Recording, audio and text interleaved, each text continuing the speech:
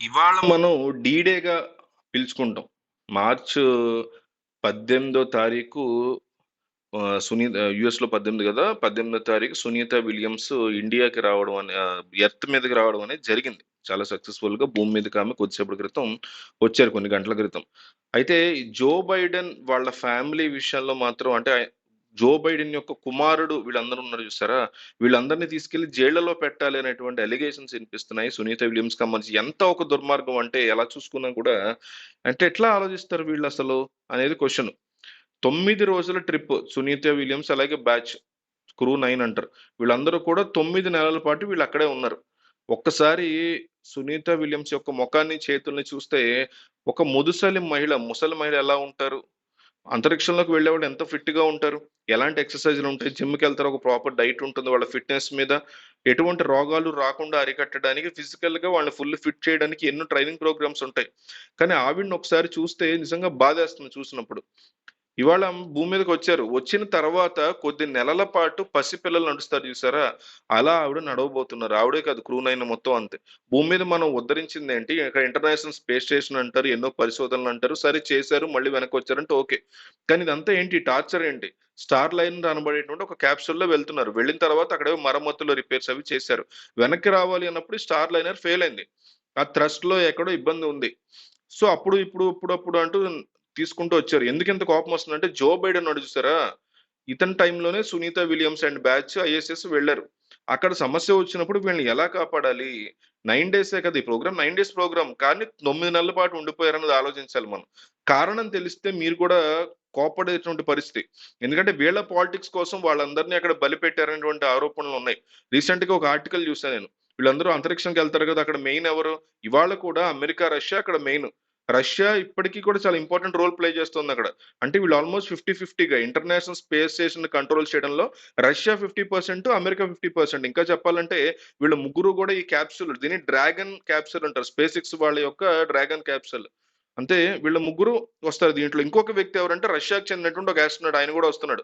So వెళ్ళేటప్పుడు ఒత్తి చేతులతో ఇది వెళ్ళిందా అంటే కాదు, ఎంప్టీగా అందులో కూడా ముగ్గురున్నారు. వెళ్ళడం కూడా ముగ్గురున్నారు. మార్చి 16 ఈ క్యాప్సూల్ ఎళ్ళింది చూసారా తీసుకురావడానికి, అందులో ముగ్గురున్నారు. వాళ్ళు ఈ ముగ్గురు సునీత విలియమ్స్, బ్యాచ్ ఇంకొక వ్యక్తి వాళ్ళని రీప్లేస్ చేస్తారు. అంటే యాజ్ ఇట్ ఈస్‌కి ఇది ఒక డ్యూటీ కింద చెప్పాలి. Federal duty. అంటే మనం చూసినటువంటి ఆర్టికల్‌లో ఏం చెప్తున్నారంటే, సునీత విలియమ్స్‌కి ఒక ₹1,00,00,000 జీతం. అంటే నెలకి 8,00,000 ప్లస్. అంటే ఇవాళ ఒక సాఫ్ట్‌వేర్ ఇంజినీర్‌ని అడిగితే, ఒక టాప్ క్లాస్ వ్యక్తిని అడిగితే 8,00,000 అనేది నథింగ్ కింద లెక్క అసలు. మామూలుగా సంపాదిస్తున్నారు. అలాంటి తన ప్రాణాల్ని పణంగా పెట్టి ఈవిడ అక్కడికెళ్లారు. సరే రిపేర్‌లేవో చేశారు. సేఫ్‌గా వెనక్కొచ్చేస్తే ఏ ఇబ్బంది లేదు. కానీ వీళ్ళేం చేశారు, 9 నెలల పాటు ఈవిడని అక్కడే ఉంచారు. కారణం ఏంటి అంటే, ఎన్నో కారణాలు చూపించారు. అసలు సిసలైన కారణం ఏంటంటే పుతిన్. పుతిన్ చెప్తున్నాడు, అయ్యో! వాళ్ళు చిక్కుకుపోయారు గదా! మేము వాళ్ళని రెస్క్యూ చేస్తాము. రష్యా వాళ్ళు వెళ్లి రెస్క్యూ చేస్తామని అన్నారు. ఆల్రెడీ ఇంటర్నేషనల్ స్పేస్ స్టేషన్‌లో ఉన్నారు కదా! కానీ జో బైడెన్ ఏం చేశాడంటే, ఇంత పెద్ద యుద్ధం జరుగుతుంది. రష్యా మీద మనం ఇన్ని సాంక్షన్స్ పెట్టాము. వాళ్ళని ఓడించడానికి శతవిధాల ప్రయత్నాలు చేస్తున్నాము. ఈ టైంలో మనం రష్యా హెల్ప్ తీసుకుంటే మనకి సిగ్గుచేటు, అవమానం, ఈగో, పరువు. వాళ్ళు ఉన్నా పోయినా రష్యా యొక్క సహాయం తీసుకోకూడదు అనేటువంటిది. అంటే జో బైడెన్‌ని తీసుకెళ్ళి ఇంటర్నేషనల్ స్టేషన్‌లో వదిలేస్తే ఇతను అక్కడ ఉంటే తెలిసేదేమో అనేటువంటి అలిగేషన్స్ ఉన్నాయి పుతిన్ మీద. ఐ మీన్ బైడెన్ మీద. అంటే ఈళ్ళు ఏసీ గదుల్లో ఉండి తీసుకునేటువంటి నిర్ణయాల వల్ల ఆవిడని చూస్తేనే ఈరోజు మనం ఆవిడ వచ్చారు స్పేస్‌కి. I mean ఎర్త్‌కొచ్చారు. కానీ ఆవిడని చూస్తేనే మనకు ఒక రకమైన బాధ. అంటే ఆవిడ నడిచేటువంటి విధానం చూస్తే ఇంకా భయమేస్తుంది. అంటే భారత సంతతి చెందిన మహిళ ఇంకొకటనేది కాదక్కడ. సో, మనకి వీళ్ళ అనుభవిస్తున్నటువంటి ఇబ్బందులు చూస్తే వచ్చేటువంటి బాధ, ఈళ్ళకేమో వందల వందల కోట్లు ఇస్తారో ఏమి కాదు. ఇది క్లియర్ ఫెడరల్ ఆహ్, ఇదొక ఫెడరల్ జాబ్ కింద చాలా క్లియర్‌గా చెప్తున్నాడు. డాజ్ అంటారు చూసారా? Department of government efficiency. So, Elon Musk చాలా క్లియర్‌గా ఒక ఒక మెయిల్ గూడా పెడుతున్నటువంటి సిట్యుయేషన్. "నువ్వు మా టెన్యూర్‌లో అమెరికాకి ఎటువంటి సేవలు అందించావో ముందు డిస్క్రిప్షన్ ఇవ్వు. ఇన్ని నెలల పాటు, ఇన్ని సంవత్సరాల పాటు నువ్వు ఏం చేసావు? ఉద్ధరించిందేంటి? చెప్పు. చెప్పకపోయావో నీ ఉద్యోగం ఊడిపోతుంది." ఇట్లా వరస పెట్టి మెయిల్స్. మరి వీళ్ళని చూస్తే జీఎస్ 15 అంటాం. General category 15. ఇది టాప్ మోస్ట్ పొజిషన్.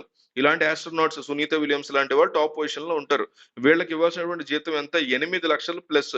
అంటే 9 నెలల పాటు అంతరిక్షంలో ఉన్నారు గదా! ఇంటర్నేషనల్ స్పేస్ స్టేషన్‌లో. ఈవిడకి మీకు స్టైఫండ్ ఇవ్వాలి, అలవెన్స్‌లు ఇవ్వాలి, ఇన్సెంటివ్స్ ఇవ్వాలి. సో, ఇదంతా కూడా ఆర్టికల్‌లో రాశారు. మాకు ప్రతిరోజు కూడా $4 అనేది అలవెన్స్‌గా ఇస్తారు. $4 ఒక రోజుకి. రూ. 100 ఏసుకోండి. రూ. 400 ఇచ్చేటువంటి అలవెన్స్. మీరు అడిగారనుకోండి నాసా వాళ్ళు ఏం చెప్తారో తెలుసా? మీరుంటుందేమో అంతరిక్షంలో. మీరొక సూపర్ మార్కెట్‌కెళ్ళాల్సిన అవసరం లేదు. మీకొక కార్ అక్కర్లేదు. మీకొక ఇల్లు అక్కర్లేదు. ఫుడ్ గూడా మేమే ప్రొవైడ్ చేస్తున్నాం. మీరక్కడ పెట్టేటువంటి ఖర్చేంటి? ఏ ఖర్చు లేదు గదా! అమెరికన్ డాలర్ అక్కడ పనికిరాదు గదా! ఏటీఎం మెషిన్స్ ఉండవు గదా! హాస్పిటల్స్, సూపర్ మార్కెట్స్ ఉండవు గదా! మీకసలు అవసరమే లేదు కదా! మీరు మీ జాబ్‌ని వర్కౌట్ చేస్తున్నారు. మీ డ్యూటీని చేస్తున్నారు. మీకెందుకు ఇంతింత డబ్బులివ్వాలి అనేటువంటి యాటిట్యూడ్ చూపించింది నాసా. సో 9 నెలల్లో ఆవిడకేమన్నా అయ్యుంటే అప్పుడు వీళ్ళేం జేస్తారనేది క్వెషన్. నాసా వాళ్ళేం జేస్తారు? ఫెడరల్ గవర్నమెంట్ ఏం జేస్తదనేది క్వెషన్. ఆవిడొక ఫెడరల్ ఎంప్లాయీ గదా! అవేమీ పట్టించుకోకుండా మేము మంచి ఫుడ్ పెట్టాము. ఆవిడకేమైనా ప్రాబ్లమ్ ఇస్తే ట్రీట్‌మెంట్ ఉంది. ఎక్కడ ఎటువంటి ఇబ్బంది లేని ఒక అద్భుతమైనటువంటి ఎన్వైర్న్‌మెంట్ మేము క్రియేట్ చేసాము. ఇంతకు మించి ఏం గావాలి అని చెప్పుకోవడం ఇదంతా. గ్రావిటీకి వ్యతిరేకంగా బతుకుతున్నారు. ఇక్కడ వీళ్ళందరూ. అంటే గురుత్వాకర్షణ శక్తిలో మీరిలా కూర్చొనుంటే, ఇలా మాట్లాడుతూ ఉంటాం. నా సౌండ్ మీకు వినిపిస్తుంది. భూమి మీద అడుగుపెట్టి నడుస్తాం. కానీ వాళ్ళక్కడ తేలుతూ ఉంటారు. కంప్లీట్ గ్రావిటీ ఉండదు కదా! వాళ్ళ డైజెస్టివ్ సిస్టమ్ అనండి, వాళ్ళ స్కిన్ గాని, బోన్స్ గాని టోటల్ కూడా డ్యామేజ్ అయిపోయేటువంటి ఒక డేంజరస్ సిట్యుయేషన్. అదే ప్రపంచాన్ని ఉద్ధరిస్తున్నాము. అమెరికా యొక్క కీర్తిని నిలబెడుతున్నాము. ఇవన్నీ చెప్తారు. కానీ జో బైడెన్ ఏం చేశాడన్నది ఇక్కడ ఆరోపణ. రష్యా వాళ్ళ సహాయం తీసుకుంటే వారం రోజుల్లో ఆవిడొచ్చేసేది. కానీ రష్యా అనేవాళ్ళు మన శత్రువులు. వాళ్ళ సహాయం మనం తీసుకోకూడదు. కాబట్టి మనం ఖచ్చితంగా ఎలన్ మస్క్ కూడా శత్రువే. జో బైడెన్ అంటేనే నచ్చదు. ఒకళ్ళకొకళ్ళు పడదు. సో వాళ్ళక్కడే ఉండండి అనేసాడు జో బైడెన్ అనేది ఇక్కడ biggest allegation. So final Trump రావడము, ట్రంప్ ఎలన్ మస్క్ ద్వారా ఈ కాన్సెప్ట్‌ని తీసుకురావడం నాసా వాళ్ళ రిక్వెస్ట్ మీద అంటే నాసాయే ప్రపంచాన్ని ఉద్ధరిస్తుందని చెప్తారు. అట్లాంటి నాసాని ఎలన్ మస్క్ ఈరోజు రిక్వెస్ట్ చేస్తే ఉద్ధరించాల్సినటువంటి సిట్యుయేషన్ అన్నమాట. ఎలన్ మస్క్‌ని వీళ్ళు అడిగారు. అప్పుడు ఆయన కెనడీ స్పేస్ సెంటర్ నుంచి తన ఈ డ్రాగన్ క్యాప్సూల్ క్రూ 10 అంటాం. దీన్ని ఈయన అంతరిక్షంలోకి పంపించి సోనియా విలియమ్స్ వీళ్ళందరిని కూడా రెస్క్యూ చేసి ఈరోజు భూమి మీదకి తీసుకొచ్చారు. సో వీళ్ళ పాలిటిక్స్ ఒకవేళ ఆవిడకేమన్నా అయ్యుంటే ఎవరి బాధ్యత ఏంటి అనేది ఆలోచించాలి. అంటే ఎంత చీప్ పాలిటిక్స్ వీళ్ళందరూ కలిసి ప్లే చేస్తున్నారనేది ఇక్కడ కోపమొచ్చేటువంటి అంశం. అంటే రష్యా మాట వినలేదు. ఎలన్ మస్క్ మాట వినలేదంటే వీళ్ళు ఏం చేయాలి? వీళ్ళని ఏమనాలనేది మీ ఆలోచనలు కామెంట్స్‌లో రాయండి.